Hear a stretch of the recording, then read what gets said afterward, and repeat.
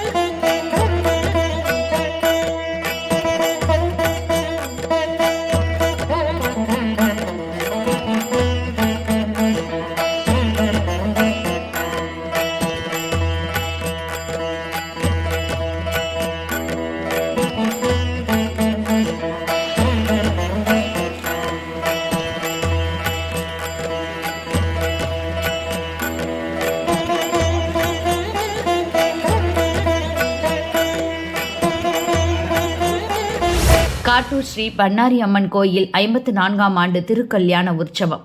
கோவை காட்டூர் ஸ்ரீ பண்ணாரி அம்மன் கோயில் 54ஆம் ஆண்டு திருக்கல்யாண உற்சவம் வெகு விமர்சையாக நடந்தது. இதில் திரளான பக்தர்கள் கலந்து கொண்டு அம்மனை வழிபட்டனர். கடந்த செவ்வாய்க்கிழமை அக்னி கம்பம் நடுதலுடன் துவங்கிய விழாவில் அம்மன் வெள்ளி கவச அலங்காரத்தில் அருள் பாலித்தார். பின்னர் திருவிளக்கு பூஜை, சக்தி கரகம் அழைப்பு ஆகியவற்றுடன் தனலட்சுமி அலங்காரத்தில் அம்மன் எழுந்தருளினார். அம்மன் திருக்கல்யாண உற்சவத்தில் ஏராளமான பக்தர்கள் கலந்து கொள்ள சிறப்பாக நடைபெற்றது. அம்மனுக்கு தங்க கவச அலங்காரம் செய்யப்பட்டு திருவீதி உலா எழுந்தருளினார். நாளை மஞ்சள் மாவிளக்கு பூஜை நடக்கிறது. அன்னதானம் வழங்கி விழா நிறைவு பெறுகிறது. ராமநாதபுரம் மாவட்டம் கமுதி அருகே பம்மனேந்தல் கிராமத்தில் அமைந்துள்ள ஸ்ரீ குருநாத சுவாமி கோயில் பிரசித்தி பெற்றது. இக்கோயிலின் 50ஆம் ஆண்டு குரு பூஜை விழா கடந்த 4ஆம் தேதி காப்புக்கட்டு கொடியேற்றத்துடன் துவங்கியது. 10 நாள் நடக்கும் திருவிழாவையொட்டி தினமும் குருநாத சுவாமி, பெரிய நாச்சியம்மன் மற்றும் பரிவார தெய்வங்களுக்கு சிறப்பு அபிஷேகம், அலங்காரம் மற்றும் மகா தீபாராதனைகள் நடைபெறும். விழாவின் முக்கிய நிகழ்ச்சியாக பெரிய நாச்சியம்மன் சுவாமிக்கு பக்தர்கள் அழகு வேல் எடுத்து நேர்த்திக்கடன் செலுத்தினர். சிறுவர்கள் செத்தாண்டி வேடம் அணிந்து நேர்த்திக்கடன் செலுத்தினர். பெண்கள் 1008 பால் குடங்களை ஊர்வலமாக கோயிலுக்கு கொண்டு வந்தனர். நிறைவாக மூலவர் பெரியநாச்சி அம்மனுக்கு பாலாபிஷேகம் செய்து வழிபட்டனர். விழாவில் பம்மனேந்தல் கிராமம் மற்றும் சுற்று வட்டாரத்தைச் சேர்ந்த திரளான பக்தர்கள் பங்கேற்று தரிசனம் செய்தனர்.